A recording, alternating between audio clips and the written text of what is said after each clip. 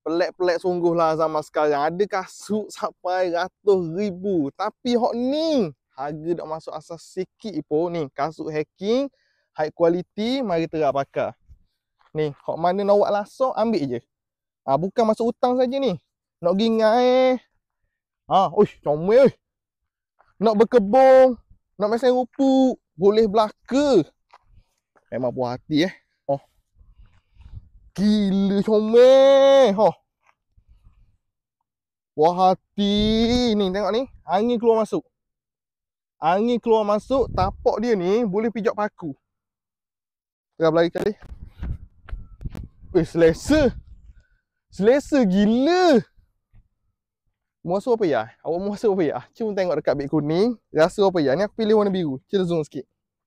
Warna biru. Kainnya biru. Biru gelap. Tapak ni kerah. Pijak paku memang tak masalah.